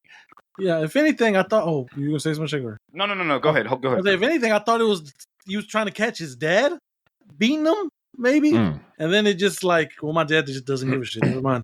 Who cares? Because it doesn't make sense. Because Andrew's life is really like it's kind of shitty. So it is like, why is he so fascinated with keeping the camera on? I guess it's a way for him to detach, is what I got. Like his life's so rough. Maybe this is his chance to like escape that, but be detaching himself and all that. They don't really do a good job explaining that at all. Yeah, because the other girl. Oh, Molly, go ahead. No. Go ahead, Jose. Yeah, because the other girl, she was just ahead of her time, and she was essentially a she was a blogger, IRL streamer. Yeah, before that was a thing. So that's why she had a camera the whole time. Yeah. So, but speaking of which, I do like how the camera is used throughout the movie, especially as when they learn when Andrew learns to float the camera without hands, right? Like now you get into some really fun territory where it's like more of a third person view instead of just through Andrew's point of view. Yeah, exactly. So one thing I want to point out about the camera, and Jose, I am a cinemaphile. One thing, or especially when it comes to cinematography, in the beginning, the camera was grainy. Was grainy. Yeah, like your typical old fucking video camera. Yeah. Andrew was lugging around a camera like he was working for Fox Studios in the early 90s. It's like, goddamn. I would also be turned off from that fat ass camera in my face, Andrew.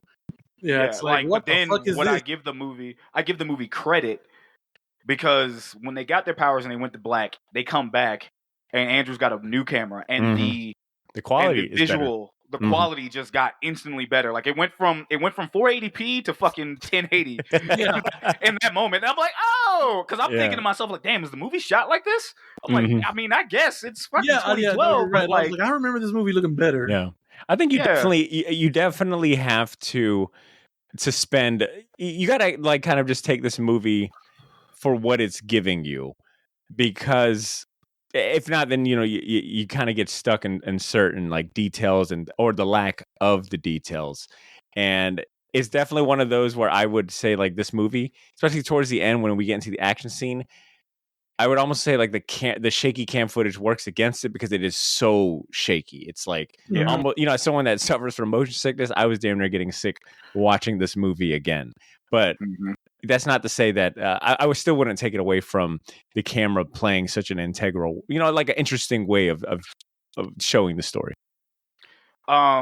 Speaking of that, coming back to the car accident, this is when I realized that we already kind of knew Andrew kind of had like a really fucked up life, but like this is when I realized he's starting to realize how strong he is when he pushed that car and had little to no fucking remorse. Like none. He was just like, "Well, I'm sorry, my bad." Like it was an accident. That's what I'm saying. But you fucking see like Steve being. Was he not trying to lift it out the water though? Who, Steve or no? Andrew. No, I don't think they really understood like the strength. I mean, to your point, like Andrew didn't know how strong he really was, and I don't think they knew to think about like lifting the car out of the lake with their powers. And I think once again, and I think it goes to like that grounded nature of the movie where it's like, yeah, they've got to like have time with it. They're not going to instantly know all of the answers. But Shaggy, to your point, if you watch just a lot of Andrew's actions and reactions in this movie, he does have all the classic makings of like, I think maybe sociopath would be like too strong of a word, but he definitely has the signs of like, I think we said like, kind of school shooter vibes, but he definitely becomes very disattached from everyone in this. And the only thing that was kind of his, like, I ain't gonna say his saving grace, was like he was asking Matt, like, "Hey man, are you still mad at me for that?" Like, he's a very cared. Yeah, Andrew is a very uncertain. He lacks confidence big time, because of like his abusive father and like his upbringing, all of that. So it is like, he's always constantly seeking validation and Shaggy, to your point, like even with his relationship with like his cousin, it's, he's vying for attention and that approval. Oh, dude, you just nailed it, because there was that part to where he's like, "Hey man, do you like me?" And I kind of feel like we've at some point in our lives have asked like someone we cared about, like, am I a good person, or do you like me type stuff, not in a romantic way, but like, am I a piece of shit is like what you're coming through. And he's kind of looking for that validation. and he's like trying to get through that. And speaking of that validation, going to that other paragraph, Andrew, I want to say if they got to visit, if Andrew, Steve, and Matt were able to go to Tibet, I think Andrew would have probably been in a better place mentally because he just wanted to be somewhere place peaceful, but they didn't get to do that. But going to that, this is why I think Steve was the glue that kind of kept both of those things together, because Steve was like, "Hey man, you should be in the talent show with me." And he's like, "What? No, I'm shy." He's like, "I'm not talented." He's like, "Brother, you're talented. Yeah, you're talented. You're right." And that's when they started to realize to use their powers and to wow everyone and that type of shit. Because if you're a teenager in high school around that time, man, too, the talent show is the biggest thing. Yeah, and you nail it out of the fucking park. Oh my god! Come on, man. They just lobbing the box at you at that point. Oh, Shaggy, Jesus Christ! Hey, high school students. Hey, brother. They in that realm. Come on, son. I know what you mean. Horny as hell in high school. I know what you mean. Yeah, if you could impress everyone at the talent show, I mean, yeah, you could walk around like a king in high school. Boy, just like that's the ultimate shoot at that point. Yeah, but like seriously though, yeah, boy, see, yeah, there you go. But like, and then Steve also, after his mishap, again, why the reason I would probably fuck around and finding out when it comes to the telekinetic other shit, but Steve finding out, walking in on Matt and then seeing old girl walking out of the room because he fucking threw up. I chalked that up to nerves, and then obviously, well, combination of nerves and he was drunk. Yeah, he was like, nerves, it was like his first like real party. And then in the beginning of the movie, he's like, "Dude, I don't drink." So clearly, he was gonna just get drunk immediately. Like, you know what I'm saying? I will say, I do think that turn was. I do think that is one thing. Watching this, like how quickly Andrew turns. That being like the inciting incident. You know, he gets too drunk. He throws up on a girl that he's supposed to have sex with, and then Steve is trying to make light of the situation, make him feel good, and like, hey, it's not a big deal, but just how personal and how Andrew internalizes that event, and it leads to basically his downfall. It just completely turns him into a villain. I do think it's such a weird incident to be the catalyst of him becoming basically of evil. It's like, well, I mean, it's so us talking about it, it's like, oh yeah, it's completely understandable. You drank too much, you were nervous as hell, you've never done anything like this. Like, it makes so much sense, but I think it speaks a lot to Andrew and his mental instability. He just does not, he cannot, accept this for, for what it is. Yeah, he's like super fucking embarrassed. Like, I'm gonna be real. If something happened to like if we were at a party and something like that happened to us, we're clowning. Yeah, we're literally sitting there thinking, hey, you're like, bro, you good? You good? All right. I mean, I'm not gonna drop pull a lightning bolt from the sky to fry one of you guys. Yeah, no, sure. Man. We laugh it off. We laugh that shit off and be like that, but like that clowning. Like, if anyone out there makes fun of you, I'm pulling a lightning bolt on them for sure. Yeah. Jumping them. That's it's jujitsu. It's Kaizen jumping. Jump Kaizen in this bitch. Kaizen season, baby. Yeah. But like, I get that being like that's strike to me. That's strike two. The first one being the car, the second one being that, because he had such a high, probably the highest he's ever gotten outside of those powers, and then somebody kicks it from under him, and he's like fucking, he's cooked. He's like mentally, that's a big ass L to be taking. Mm-hmm. And I think this is where this movie probably could have benefited from maybe like an additional 10 or 15 more minutes to really dive into like, to make a smoother transition to Andrew becoming full on crazy and villainous. Because I just thought that incident was it wasn't that big a deal, but it just carries the movie so much afterward. Now, granted, you could always look back at the movie and say, all right, there's like, there's this piece, his background, this incident, and this and that. But I just felt like that was supposed to symbolize, this turn, and it just wasn't such a big deal. I think 10 more minutes to really like see what was going on in Andrew's head would have helped it out. But yeah. All right, Jose, go ahead, man. All right. Richard confronts Andrew after finding his camera and seeing the footage, believing that Andrew spent all his money on what he and his two friends did, and that was supposed to be for school and Karen's medication. In the ensuing argument, Richard attacks Andrew, who violently retaliates by using his powers against him before fleeing the house. Andrew flies into the middle of a lightning storm, and Steve follows to console him after suffering a nosebleed, telepathically hearing Andrew retaliate against Richard. Becoming increasingly frustrated as Steve refuses to leave, Andrew unintentionally uses his powers to fatally strike Steve with lightning. When questioned by Matt at Steve's funeral, Andrew denies responsibility for the incident, but later privately begs for forgiveness at Steve's grave. Steve's grave. Andrew is once again ostracized at school. Ostracized. That's how you spell that word. Nice. At school, following the incident at the party, after telekinetically ripping teeth from a bully's mouth, Andrew begins to identify himself as Randy Orton, rationalizing that he's stronger than everyone and should not feel guilty for using his powers to hurt those weaker than him. This eventually leads to Matt confronting Andrew about what happened at the school, telling him to think about the consequences of his actions, which Andrew never does. Now, by Randy Orton, I mean Apex Predator. For the uninitiated. Yeah. His dad and him fighting, that's strike 3. Yeah, that's I think the point.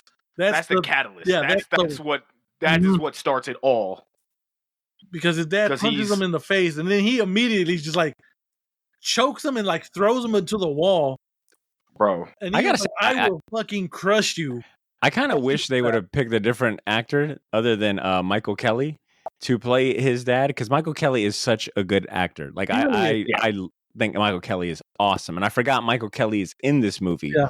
To remember that and see him again is great. But he plays abusive dad so well. It was very uncomfortable, and like it was definitely very visceral watching him handle Andrew. And Shaggy, to your point, that is definitely a huge catalyst in Andrew turning, right? It's like he's got the power now to fight back against his abusive dad, and he absolutely takes full advantage of that. And I think it goes into, I guess we already talked about Andrew kills Steve inadvertently by bringing down a lightning bolt on, which was kind of weird, when you think about it. It's like, that's how he kills Steve? I didn't know that was within his scope of powers. I think yeah. And anyways, once again, this is one of those things where you just got to take it and keep it moving because you don't want to get lost too much in the details. But, watching Andrew justify, he kind of justifies killing Steve because of this whole Apex Predator thing, which I felt kind of came out of left field. But it is like, damn, this is how he internalizes and makes sense of like, well, Steve, I'm the Apex Predator, and this is just how nature is. The weak die off, the strong live. No, absolutely. And then because this is like, it's weird. It does come out of nowhere, but this is exactly how like an incel would think of himself. Like if he would have a power like that, it's like, of course I'm better than him. Like, why are they laughing at me? He would. All he was missing was a fucking Japanese Komodo thing and a goddamn samurai sword. Yeah. I'm surprised Andrew did not once do a Naruto run. That was the only thing, bro. Through the hallways. If my man's would have sat down in that, what was it? In that place with the car, the junkyard. Yeah, the junkyard. If he sat down in the junkyard with a fedora on, I'd be like, oh shit, he's gone. I would say, speaking of junkyard, there was a really cool scene in this where Andrew is does he have like some rocks in his hand or something? But he's like floating some rocks in his hands, and he's got the camera, and he kind of like turns the camera, but he's sitting kind of like crisscross, floating above the ground, and the camera's also. I thought that was a really cool shot. I think that shot was dope. Yeah, I think there's a couple of cool shots in this, and it's only enhanced for. I think the cool factor is enhanced further because you're like, oh, he's controlling this with his mind while also doing, once again, expert multitasking. I wish I had that level of expert multitasking, but I think it led to a lot of cool visual effects and shots in the movie. Yeah, exactly. Yeah, that one was like crazy, but that's kind of like, I understand now, and then I was like, oh shit, okay. And go ahead. And Andrew kind of goes through, like his arc just kind of quickly ramps up in this, second act and leading into the final act. But from him like fighting back against his dad, justifying killing Steve on accident, eventually like stealing his dad's old firefighter gear to rob the bank and try to make money for his mom's medicine. It's like what you're doing on. You're like, man, like his whole life he's been helpless, and now he's got the means to like get out of this, right? To make money, to fight back. And it's like in the context of him being I don't think he's a senior or whatever, a high school student, it makes sense. It's like he doesn't know any better to think twice about the consequences of his action. It's like all he knows is like he's lashing out. The world has given me a shitty hand. Well, guess what? No longer, no more. Fuck this. Like, I've internalized all this rage and emotions. And he's a fucking teenager, right? So he's nothing but emotions and hormones. Yeah, man, this movie is definitely it gets dark quick, bro. From just being kind of like a charming, funny, goofy, like, oh, a bunch of boys having, powers and the dumb shit they do, to like, oh shit, this very unstable kid. It basically has, he's got a weapon, he's got like a very dangerous weapon in his hands. The crazy shit is him killing off Steve was like, I forgot the actual quote and saying, but it's getting rid of the one last good thing that like between Steve and his mom, getting rid of those like one tether that ties you to being like not a piece of shit 1000%. And when Steve like got clapped, Steve was the only person that went up and found him and was like, bro, you good? Like, hey man, this shit ain't safe. Like, Steve legitimately cared about him, but he was like, bro, you don't care about me. You didn't care about me before this. I'm like, bro, which is a bunch of bullshit, right? It is like, that's when you knew that how unstable Andrew really was, is that how could he even utter those words to Steve that you were never my friend? It's like, are you fucking stupid? Like, the amount of Steve says, I spent every day with you guys, like the kinship that they built for Andrew to completely be oblivious that someone, but I think it also speaks to just how scarred and messed up he is that, like he doesn't believe any of it. Like, there is no good in his life. And it's sad, man. Shit. And I think it makes Steve's death that much sadder, because you're like, damn, the one good thing, the one guy that, held it down. And you can blame his dad for telling him that you don't have any friends. Like, man, very violent. Sucked so bad. And he's like, you don't have. He's like, you don't have any friends. He was like, well, what the fuck, dude? Yeah, and then that's kind of what really it into him. He's like, they're just using you. Yeah, he's like, they don't give a shit about you. That's a good point. That's a good point, Jose. Yeah, it is like his dad is definitely drilled, as it just like wrecked his self-esteem. But can I say really quick? So his dad ends up finding this camera, right? And I guess at the moment, I step back and I can make a joke that kind of takes me out of it. But you're telling me that you find your son's camera, which is an expensive camera, but all those hours of footage on this camera of them doing the most incredible shit, right? Like, you're telling me that you probably saw the footage of them flying through the air, floating, moving shit with their mind. And the only thing you can say to him is like, are you holding out on your mom? You got a $500 all you're concerned about is the value of the camera. You ain't gonna bring up one time all the crazy shit that's on said footage. All you've got to say is like, yo, you're still a loser, right? That's what he tells Andrew. Like, you know what I saw? You being a fucking loser. It's like, bro, are you serious? You didn't see me flying through the air? Fam, you ain't seen me push this car, bro? Hold on. Like, what do you mean? The supporting cast for this movie, I think a lot of them are a little one-dimensional. Because, it's like his dad is only an abusive dad. Casey, the only really girl in this movie, is a blogger, and you don't know nothing else about her. Like, she's kind of just a vehicle to have another camera in the movie. I'm about to say, she's just another point of view, essentially. Yeah, exactly. You don't window dressing. Yes. So I will say this movie does lack in a strong supporting cast, but I guess it makes up for it in having some very strong leads. All right, Jose, go ahead and read the last of these and send us home, man. Let's do this. Cool. Phone unlock. Why did? Oh no. Where am I? Okay, here we go. Very professional, Jose. Very professional. We got company here, and you're making me look bad. Ruining it. I know. Yep, you really are. The I love you, power though. of podcast editing, though. It's going to be such No, we're leaving it in. There it is. I was like, wait, what the fuck am I doing? Where am I at? This desperate to pay for his mother's treatment, Andrew disguises himself with his father's firefighter gear and uses his powers to rob a gang and a gas station, inadvertently causing an explosion that puts him in the hospital and in police custody. At his bedside, a distraught Richard informs him that his mother Karen has died after Richard spent the day searching for him. Blaming Andrew for Karen's death, Richard forces Andrew to apologize, preparing to strike him if all else fails. But Andrew, having reached his breaking point, abruptly awakens and violently blows out the wall of the room. Matt suffers a severe nosebleed, telepathically hearing Andrew in trouble. After seeing a news alert about a mysterious explosion at a hospital downtown, Matt and Casey rush to the hospital only to discover Andrew unleashing his rage all over the downtown. Blind to the fact that he's harming innocent citizens, Matt even catches an injured Richard, who Andrew dropped in a vengeful attempt to kill him. In a fierce confrontation, Matt attempts to reason with Andrew at the Space Needle, only for it to become an all-out battle against each other, crashing through buildings, throwing vehicles, all while police surround them. Realizing that Andrew is beyond help, Matt reluctantly impales him with a spear from a nearby statue and escapes before police could catch him. Sometime later, Matt lands in Tibet, not Trubet, but Tibet, with Andrew's camera. He films one last video where he apologizes to Andrew, who he claimed wasn't a bad person to begin with, vows to use his powers for good, and promises to discover the truth about what happened to them.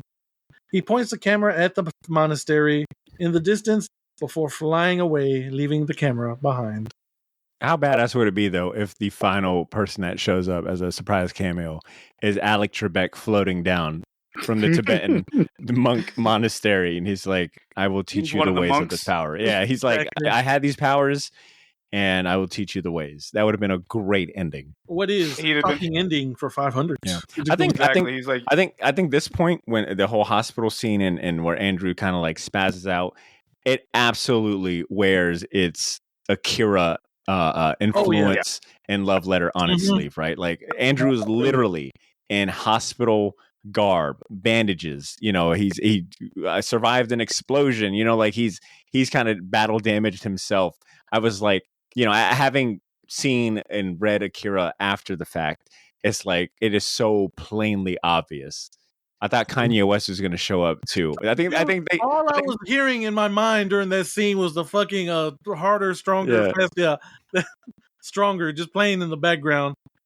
And I was just like, no, get out of my head. I can't. Like, no. Kanye beat in my head, just Kanye and Daft Punk, just like, no. There's no. Oh my God. It was pretty much straight chaos. I mean, this is where I think the shaky cam, this is the part of the shaky cam, like films that always get me as someone that like just suffers from motion sickness. It was all over. It was kind of hard to follow at times, and I think, you know, it might have been a creative choice to like represent the chaos of everything and just how, you know, devastating Andrew's powers were. I will say though, I don't know if Matt should have immediately jumped to impaling his cousin with a spear, because looking back at this, I'm like, well, Andrew's just kind of yelling really loud and smashing glass. Does that warrant him getting impaled? I don't know. I mean, you tried to kill your dad, brother. Like there's no, like, okay, for the folks that are below the hospital, they are seeing a person fly in the air with hanging another person upside down and drops that bitch. There's no coming back from that. Yeah. Do you want some trivia on that, Shaggy, real quick? Yeah, go ahead. What's the trivia? I did read this in trivia. Like, apparently, so they wanted this movie to be rated R. Originally. Makes sense. Okay. Makes a lot of sense. They were like, no, because you're a new director and the R rating will kind of restrict the audience. Interesting. So they were like, okay, we can make this PG-13. So originally, what's his name? Andrew was going to do to the dad what he did to that spider. Oh, he's going to like split him by the arms and legs. Yeah. Just rip every limb from him. Wow, that would have been insane. That was going to be like the original. Because if you recall, Andrew wakes up from his coma hearing his dad. Oh, once again, like there is no there is nothing redeeming about his dad. No, And not I at think all. there could have been, because I mean, I think his backstory was he was a firefighter who got injured on the job, could no longer work as a firefighter. He's collecting unemployment, but he's also a drunk. He's probably depressed himself. His wife is, dying of cancer. I think there was more to his dad that they could have explored to at least make him somewhat redeeming. But they were like, nope, Michael Kelly, we want you to just be a straight piece of shit. Yeah. So when Richard is talking to Andrew, who is literally in a coma, and all Richard could think about is blaming him for the death of his wife, who was succumbing to fucking cancer, by the way. It's like, what was Andrew going to do? That, I think was really the breaking point for Andrew. It's like, not only is his only friend dead, but the only person who cared about him, his mom, is dead, which I thought was interesting that they killed her off camera. I thought was kind of was an interesting choice. Probably lack of time. Probably you know what I'm saying? Like, this movie just needed, I think, 15 more minutes to flesh just certain things and maybe show rather than tell. But Andrew going on a rampage, it's like by the end of it, you're like, he's kind of justified, which I mean, I'm saying it's like his actions make him a villain, but you're like, it's hard not to be like, well, yeah, he's a fucking teenager who's got a shitty life and he's got like, a nuclear weapon. So yeah, pretty much. Man, the crash out was justified. Thank you, Shaggy. Was justified. The crash out was justified. That motherfucker was like, you know what?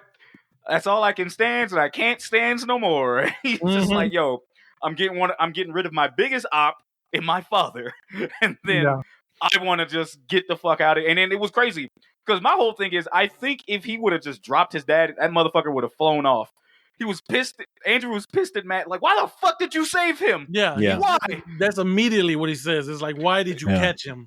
Why did you catch him? I thought it was pretty cool. Them like, fighting and they're, flying through buildings and going through like people's living rooms and things like that. It did really ramp up very quickly because, there isn't much action.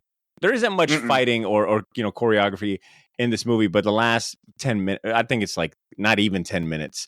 They really ramp it up. And I kind of wish I would have seen a little more of that. Like maybe if they had kept Steve alive a little longer, to see all three of them kind of fight, like kind of have like a spar or a fight would have been really cool. Man, the copium I was smoking because I was like, yo, I mean, when I was first watching it's like, Steve's going to come back right here to save the day. That'd be so cool. Like, the power somehow can like bring you back to life or like heal you slowly. That's why he's going to come back and save the day any minute now. Yeah. I do think it's cool that they never explain how they're telepathically bonded. Yeah. Or bond, but like the nosebleeds. You know what I'm saying? Like this movie, they didn't need to explain all of that because it's like, well, look, they got the powers together. They're tied together. But they vaguely touched on it. Like, I can hear the other one. Oh, okay. Yeah, he's like, yo, did you not hear that? And they were like, and then even Steve was like, dude, I got this nosebleed and I heard you up here. Shaggy, like I heard you up here. I'm glad you said that because I had a note that I think the audio design makes up for a lot of things that they don't want to explain, or maybe they didn't even have the. I mean, we said this was a $15 million budget, which is in 2012, which is not in shot, 2012. Right? Yeah, no. But they rely on audio cues a lot. Like that screech that it almost sounds like like that screeching sound to showcase like anytime Andrew's using his powers or he's having kind of like a mental kind of breakdown. I thought the audio design was really cool in a lot of this. Yeah. Like, it's just like, and of course, $15 million around that 2012. That's not, especially your first movie. You're gonna have to pay the actors and everybody else. And a lot of shortcuts you got to take. Yeah, so it's like, hey, we got to condense this because this movie could have been close to 2 hours, but it was only like 83 minutes. Yeah, it was like not even your typical 90 minute long flick. I think exactly. And that's what I'm saying. It could have, I think, benefited from just a little more screen time to like fill in some of the gaps and make smoother transitions. I think they might have spent all of their budget on that airplane scene where they're first learning to fly in that big ass airplane, messes them all up and they're falling through the sky. That scene is probably one of my favorites in this because you got to think like, if you're also having the ability to fly, you got to worry about big ass fucking airplanes. Yeah, that shit still to this day. I'm like, how the fuck did y'all fly? I was like, how? How did y'all not? Like you said, y'all hear that? It is just fucking. That was early in the movie for people but like other than that though, like that fight scene, that choreography and everything, it was a little dark to me. But like, and I'm not talking very about dark. tone. It was no. Yeah. Visually very dark. Yeah. That's what I'm saying. Because at that point it's switching from like Camera regular to camera to, someone's camera phone. cell phone to like security footage, and it just like it's showing all type of stuff. It gets a little jarring for sure. Yeah. And I think it ends kind of abruptly when Matt impales Andrew. So I think it just kind of fell victim to, hey, it's time to wrap this up by now. Yeah, and then and then he's like, okay, we got to get out. And then we also have, because Andrew legitimately loved his cousin. Andrew was like, all right, yeah, you know, he went to the bed. He's like, hey man, we're gonna figure out all this shit. I'm gonna figure out what's gonna happen to us. And then he is like, but see, I'm at Tibet, what you mentioned, just to memorize you. You weren't a bad person. You just had a shitty circumstances. yeah. And you that the crash out was deserved. So he did what he did for his cousin.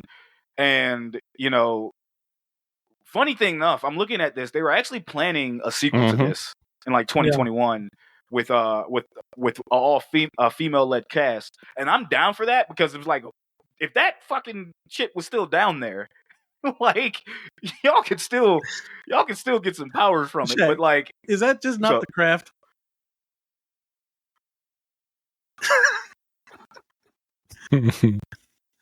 I mean, I was thinking like an all-female cast. Is that not the craft? Wait, is the craft like a similar thing where it's like a bunch of... It's about witches, though. Bruh. It's it's instead of superpowers, it's just witches. Oh my God, I completely forgot about this movie. Yeah, exactly. Oh my God. Because there's even one kind of crazy one that crashes out at the end. I was like, is it not? Yep. Fucking high schoolers, man. Teenagers. All the goddamn hormones. So if the crow is... that was the main villain of this movie is shitty fathers, our terrible healthcare system, and hormones. Terrible. All right, we're gonna wrap this up, folks. That has been Chronicle. We definitely enjoyed that. But we here at Cinema Villains not only like to rate and review the movie, we also like to rate and review the villain of said movie. And we judge them by 3 categories. And those categories are the motive, the drip,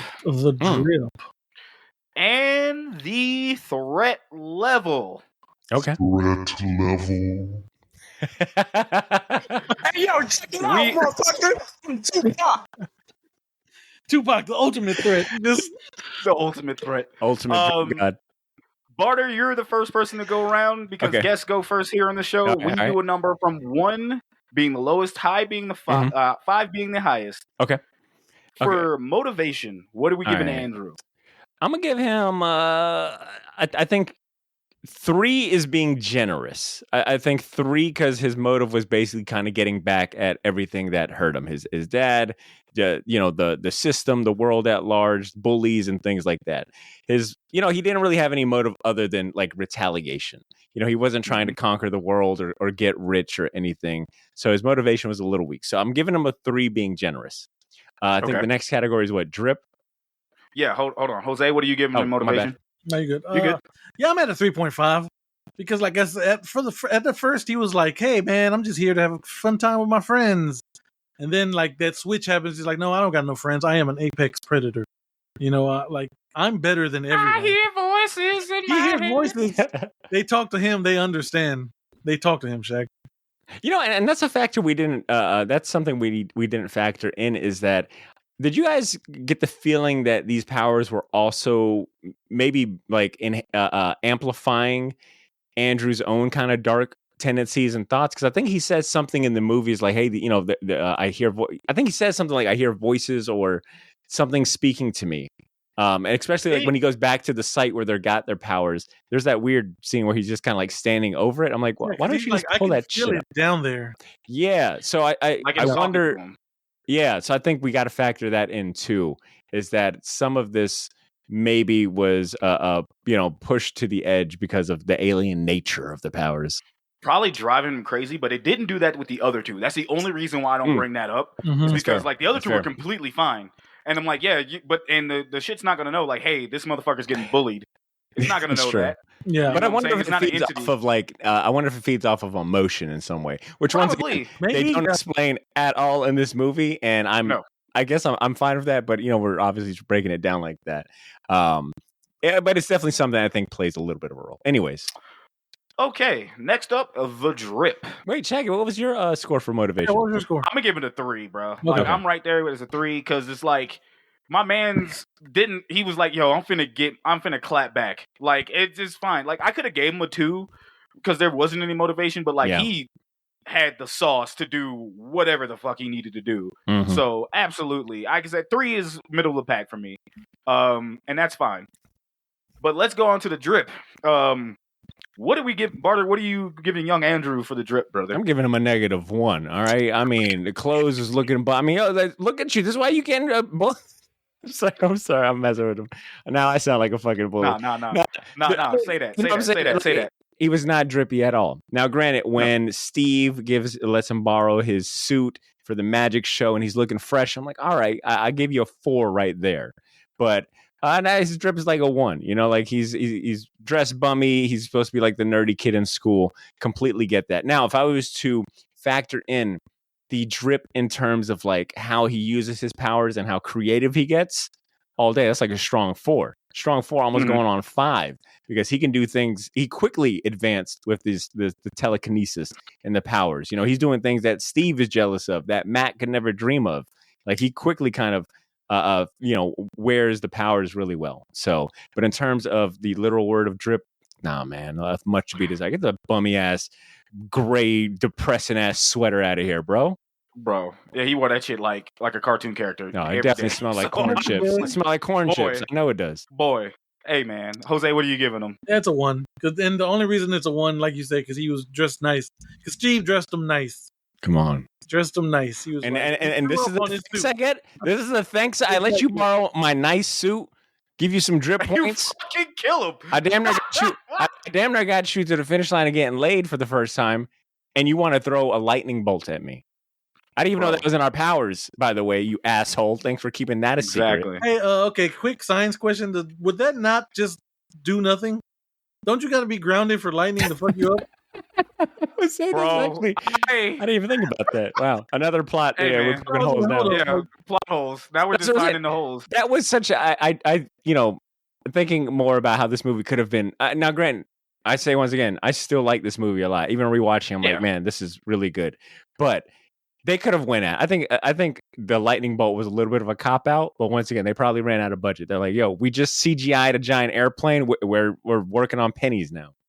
Anyways, Shaggy. Yeah, I'm gonna give him a 1.5 because the young man was handsome with the suit on, right? Yeah, like I give him that. I'm like, oh, my man clean up nice when he's not fucking miserable. He's got dreamy. I think if he would have leaned into the dreamy eye color, he could have been well off.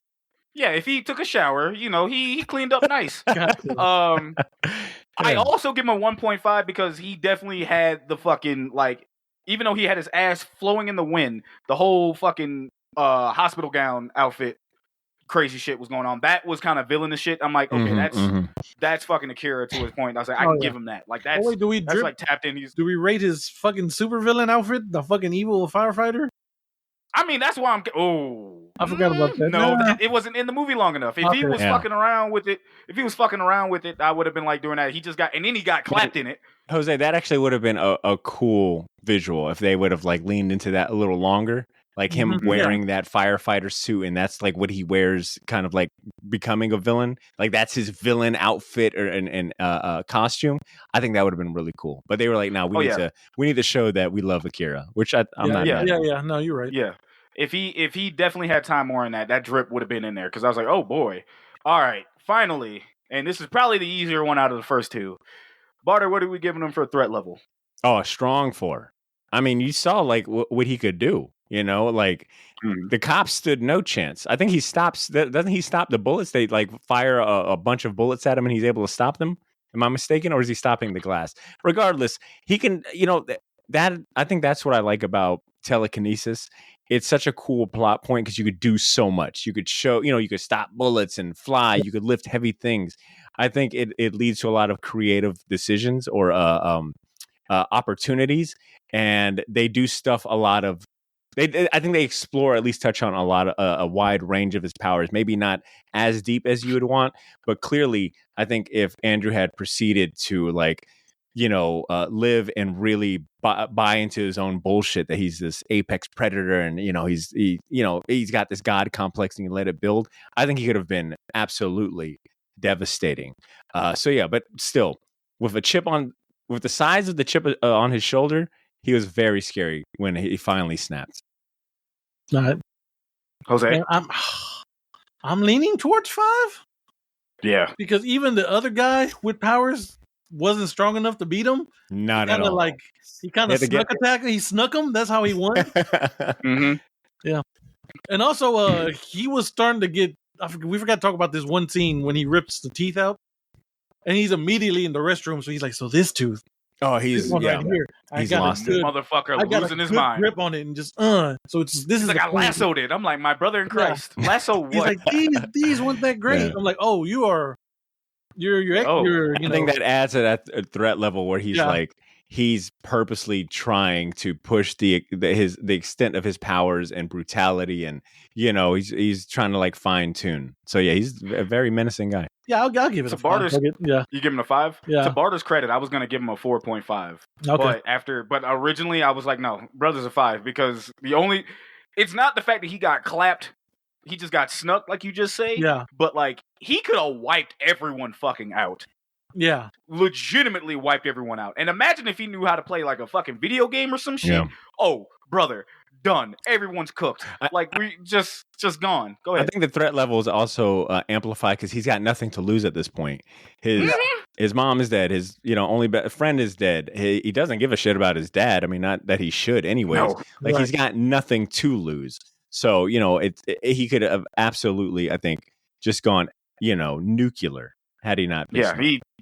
Brother could have just took all that shit out, man, straight up. But, folks, before we head out, Barter, can you give us your favorite cinema villain moment? Favorite from this movie? Yes, I will say. Okay. Now, when we do cinema villain moments, you can think of your favorite part of the movie, or something that the villain itself did that was like, "Yo, this is peak." I think my favorite overall scene is really them kind of just that middle scene of the only really joy and happy moments you get to see in Andrew's life of them being friends and learning it. There's something just kind of charming about seeing them playing around with their powers. But I think the true villainous moment is watching Andrew snap in the hospital bed, waking up from his coma, and immediately gets through to thrashing everything. I thought that was a really cool kind of turning point where it's like, oh shit, the movie's really ramped up now. You really get to see the extent of Andrew's powers and just how, out of his mind he's gotten.